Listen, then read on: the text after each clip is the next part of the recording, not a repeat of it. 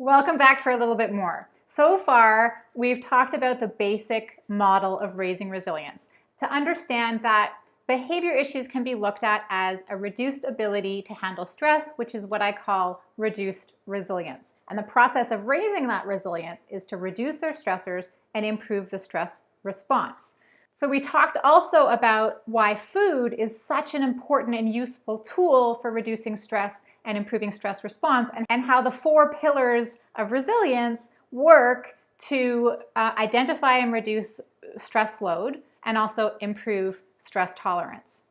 Now, I want to take a little moment to talk about overwhelm, because I think it's the #1 stumbling block for parents. This might all make a lot of sense in theory, but in practice, you try to apply this and you feel like, everybody's looking at you funny and your kid's giving you pushback, and nobody quite believes that what you're doing matters.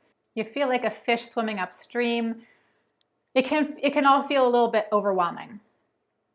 But on the flip side, it can also feel incredibly empowering to understand what is triggering your child's behavior that's probably being missed in their management plans. The overwhelm sets in because you are so emotionally connected to your kids, right? This is very, very personal stuff we're talking about. You're exhausted, probably, right? And chances are you haven't had a map to follow. I had a lot of clients who've just sort of been trying this, trying that, trying this, trying that, trying to see what's going to stick. And they're kind of overwhelmed by it all because nothing seems to be working. Or if something's working, they're not exactly sure what it is. And that's because you haven't been following a map. And one of the things that you're going to find here is that map.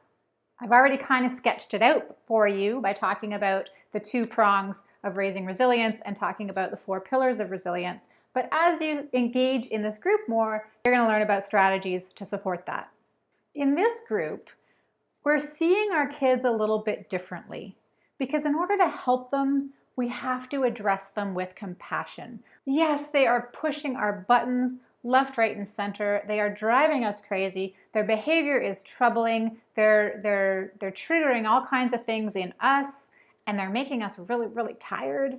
But we have to somehow find compassion for what they're going through. And we can only do that if we start to understand what they're going through. If we start to look at their stressors, we have to look at what's going on inside their bodies to understand what is off and how we can help fix that. We need to see our kids a little bit differently so that we understand them better. What are the underlying triggers? What is going on in their bodies that is interfering with their ability to self-regulate and thrive and grow? Health is everything. What do we have if we don't have our health, right? When our kids are healthy, they can do anything. They can be anything, but they have to be healthy. They can't do the wonderful things they're meant to do in the world and be the wonderful people that they're meant to be in the world if they don't feel good in their bodies, if they don't feel good in their minds, if they're depressed and anxious, if they're aggressive and angry, if they can't sleep, if they can't poop, if they have tummy aches all the time, headaches all the time, if they're exhausted all the time, or they're hyper all the time, or they can't regulate their emotions. They can't thrive and be the best they can be if they don't have their health. What we're doing in this group is we're working on building health.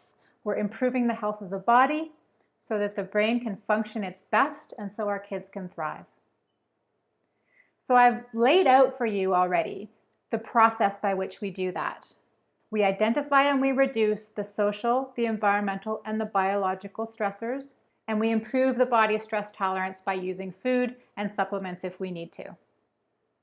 But at the core of all of this is tuning in and understanding your kid a little bit better, understanding what they're telling you through their behavior, and trying to address them with a little bit of compassion by digging beneath their symptoms and into what is truly making them tick.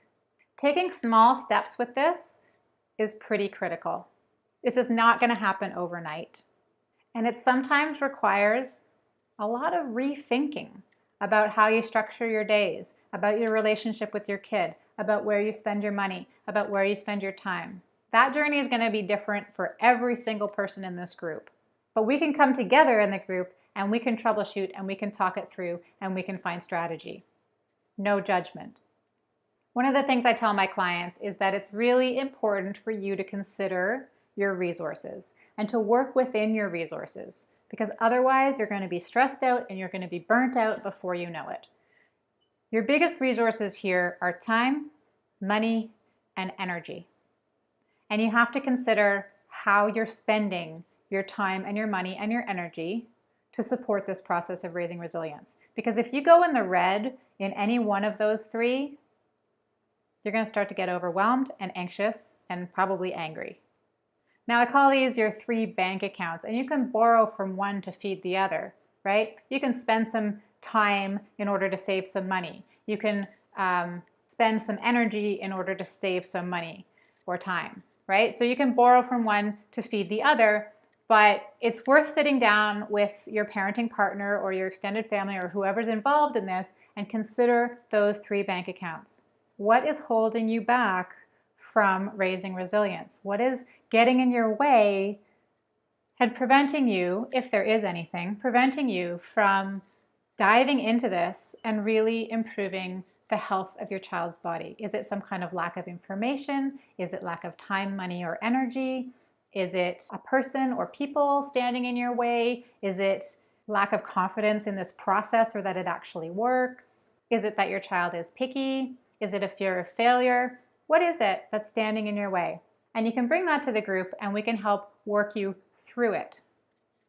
Because have no doubt, this process helps. This process will help you raise a healthier child. And health is everything. When your kids are healthy, they can do and they can be anything.